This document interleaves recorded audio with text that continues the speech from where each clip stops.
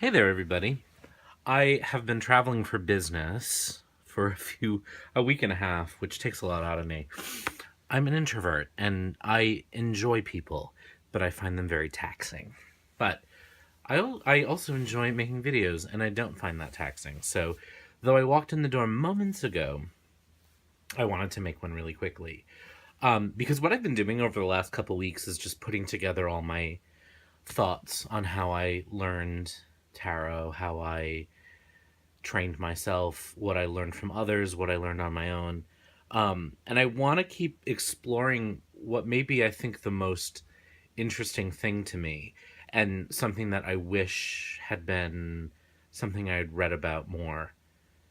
I don't remember really reading about this much when I was reading or learning. When I say reading in that case, I mean reading about tarot initially. I am talking about context in this case. So I thought of a little activity you could do if you want to explore the idea of context, and in particular, how to read when the cards you're not expecting are the ones that come up. I'm using a new deck, by the way. This is, I think this will photograph really well because it's so big. This is the Heart and Hands Tarot by Liz Blackbird. It's an independently published deck. I'll try to remember to leave the link to her Etsy shop below. But the way this works is you're going to go through the deck and you're going to pull out all the cards that are stereotypically negative. And, before I do that, let me actually pause for a second and say, sort of look at this, because this is my negative pile and this is my sort of more positive pile. And for people who are scared of tarot, like, look at the good things you're going to experience and the negative things. And in here, there are actually some things that I traditionally view as positive things that I put in here just to make it a little more even, but there ain't no evenness there. You know what I'm saying? Now, there are cards in the deck, a lot of cards in the deck that I view as neutral, and I made a judgment call there, and that's what you're going to have to do too in this case. But what you're going to do is you're going to go through one of your decks and you're going to choose the cards that you view as more traditionally, stereotypically in this case, I would say, negative. And so we've got things like the Nine of Swords, the Five of Cups, the Seven of Cups, the Five of Wands, the Three of Swords, one of those biggies. The Ten of Wands I actually don't view as negative, but I put it here again just because of that. Ten of Swords. Nine of Wands, again, I don't view as negative, but I put it here because it's stereotypically negative. Same thing with the Seven. So, the Empress doesn't go there. So what you're going to do is you're going to go through and separate your deck into two piles. Traditionally positive cards and traditionally... I have to say, this is silly, but this is the King of Swords in this deck, and it looks exactly to me like Tim Gunn from Project Runway. So I put the King and Queen of Swords in there. They're the only courts I put in here, but of the courts, they're traditionally the ones that are kind of the most standoffish, the most cut off. So I, again, added things into that pile. Death, the Tower. But you're gonna make the call yourself. You're gonna put in your negative pile, and you're gonna do the same thing for your positive pile. Then what you're gonna do is you're gonna shuffle the two piles. However you do. This is an unusually large deck, so it's hard to shuffle in the traditional way. But it's nice because as crowded as tarot images can be, the size of this deck is actually nice, and the art is really, it sort of asks for it. I wish the Shadowscapes Tarot were this size. So you're going to shuffle your two piles, and you're actually going to do a one-card reading. You could do more if you wanted to. But in your negative pile, what you're going to do is you're going to say, this pile, I'm going to draw a card from this pile, and that card is going to represent the value right now of studying tarot for you. Now remember, this is a negative pile, but you're talking about value, which is a positive thing. On the other side of the coin, in your positive pile, you're going to shuffle that, and you're going to pull a card, and you're going to let that represent the consequence of dropping your tarot studies. So if you completely dropped it and let it go and never looked at the deck again, what would the consequence be?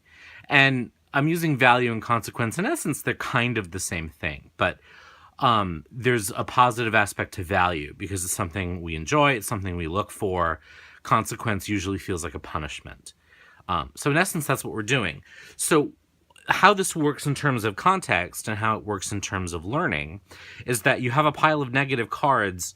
You're not going to get a positive card in a positive position and a negative or a positive card in a positive position. You're going to get a negative, quote unquote, stereotypically negative card in a positive position and a stereotypically positive card in a negative position.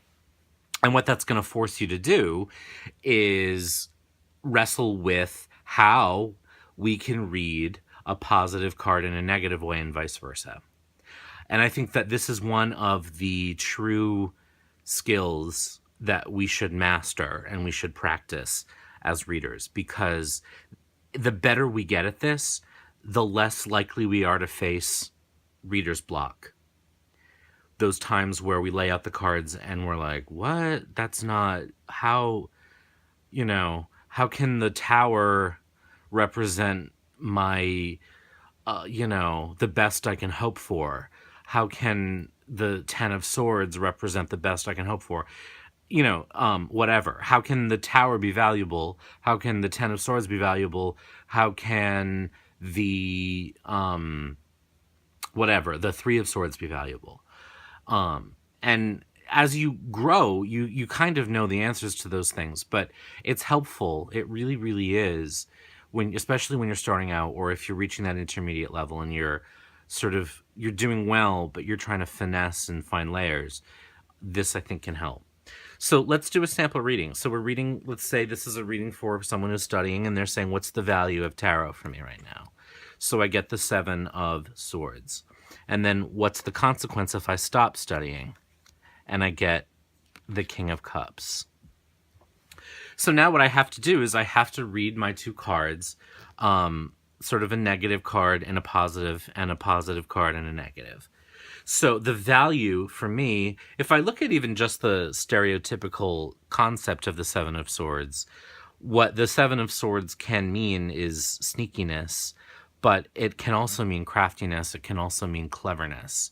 It can also mean intellectual agility, right? So if I look at this traditionally negative card, which some people associate with stealing, then I turn it around and I say, well, this is about craftiness. This is about intellectual agility. So the value for tarot right now, for me right now in studying it, is it's going to increase my intellectual agility. Now, if I drop the tarot, I get the King of Cups. If the consequence of stopping my studies is the King of Cups. Now, the King of Cups is a pretty good card too, because he traditionally represents an incredibly emotionally intelligent, incredibly smart, experienced, gentle guide. Someone who's like, in many ways kind of the dad you imagine, not necessarily the most practical person, but the dad, you sort of imagine in the fairy tales or whatever. So, and I'm using dads, as a gender archetype, but the kind of person that you look up to, the kind of person that is a model of, tranquility and thoughtfulness and emotional intelligence. Well, I have to read that now as a consequence. So if I drop the tarot, I could read this one in 2 ways. What I could do is say that that's cut off. So I could say that this potential for me to master my emotional intelligence would be cut off if I dropped my tarot studies. That's one way to do it. And in that case, I simply read the flow of the card in its normal position as cut off. Another thing that I could say is I become emotionally more cut off, emotionally more irrational, less emotionally developed, less emotionally intelligent than I could otherwise be, which is kind of similar. I'm kind of cutting off the flow of water in this case. So that's one example. Let's just do another one really quick so we can see it. Again, with the same question, what's the value of tarot? the Ten of Swords. What's the consequence of dropping it? The Star. So looking at a negative card in a positive way, what happens if, or what's the value of tarot? How do I read the Ten of Swords in a positive way? Well, I could think about the idea of 10 as completion and the idea of swords as intellect. So I could combine those two and say that it will bring me to a level of emotional completion. Or not emotional completion, but intellectual completion. I could take it in a different direction and say that it will give me the ability to deal with the, trials and tribulations, the mental struggles, the anxieties, and the irrational thinking that I'm prone to, which is actually true, by the way. I think I've talked about my anxiety before. So the value of tarot for me is helping me face and learn to work with and overcome those kinds of intellectual struggles and anxieties. I could think about it as communication and say it will help me communicate more aggressively if that's something I'm after. So there's that. The Star, how could the Star be a negative thing? Well, if I decide not to continue my study with tarot, I could see my star fade. I could see something hopeful fade. Again, sort of cutting off the energy of the positive card in its negative position. I could think about stars as distant or dying. So if I think about sort of astronomy in that way, I could say that potentially dropping my study of tarot could make me more distant from the light. I could talk about how stars go from being a romantic thing that we wish on to just being flaming balls of gas. And so I lose a little bit of romance and magic in life. And you could keep going on and on, or you could try different questions. But the aim is to force yourself to think in contradictions and context. So how do I force myself to read positive meanings into negative cards and negative meanings into positive cards? And one way to practice that is by dividing them up and forcing yourself to look at the negative cards in answers to positive questions and vice versa. So again, I hope this helps. Let me know if it does. I am really excited about these kinds of things because I wish, what I'm trying to do is capture the things I wish someone had told me. So this was something that sort of hit me this week, and I thought it was useful. So I hope you're having a good week. And check out this deck. You can get it on Etsy. Do I have her card right here before I go? I do. So here's her card. Liz Blackbird. Etsy.com/shop/13 ways to look.